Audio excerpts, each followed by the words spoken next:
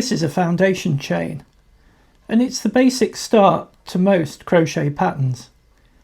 To create a foundation chain, we need to learn how to hold the hook effectively and also how to hold the yarn. I like to hold my hook like this, with my thumb on top.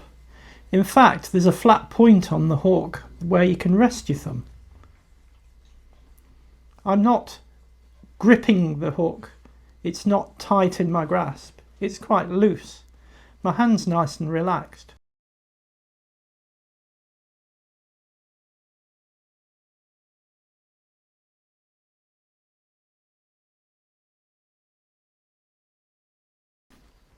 So it is with the yarn. I'm not grasping or gripping onto the yarn. I like to use my thumb and my first finger to act as a little platform to work on.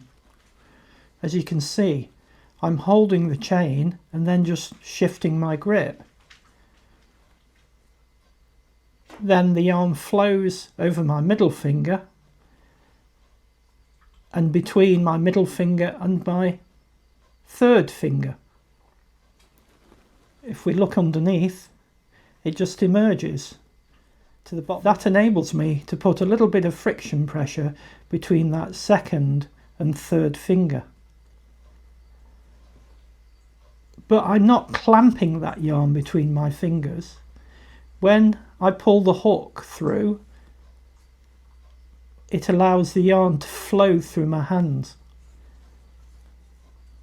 After the slip knot, this is the most basic step in starting your crochet, creating the foundation chain.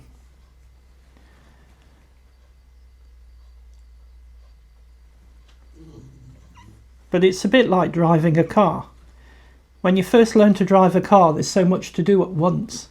And so it might seem with crochet. There's holding the hook, there's somehow holding the yarn, holding the work. You'll develop a smooth rhythm to doing this, and your evenness will improve too. I hold the working yarn between my thumb and first finger. I then allow the yarn to pass over the back of my hand, and it falls between my second and third finger.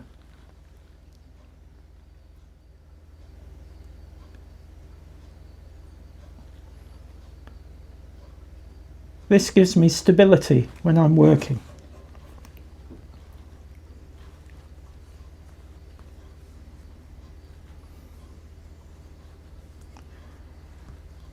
It just takes practice. You're putting together lots of different actions all at once, and eventually it becomes unconscious competence. You can do it, you just have to have patience and practice.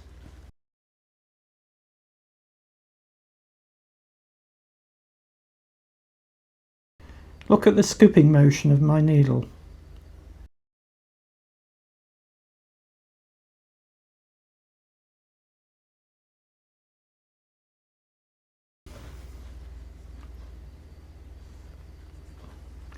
Underneath and round. And this finger enables me to put a bit of tension on the yarn.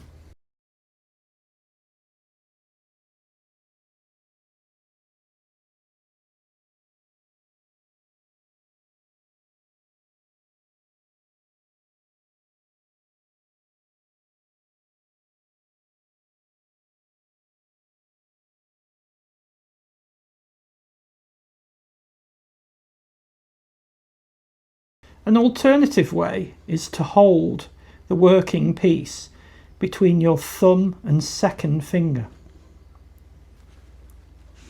and thereby use your first finger to put a bit of tension on the yarn, like this.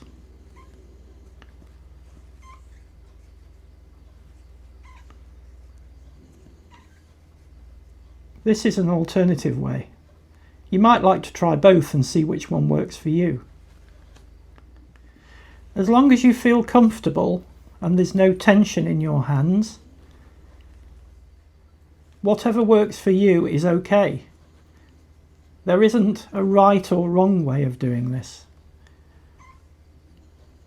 It's just practice and developing consistency. At no point do your hands need to be tense or tight around the needle or yarn.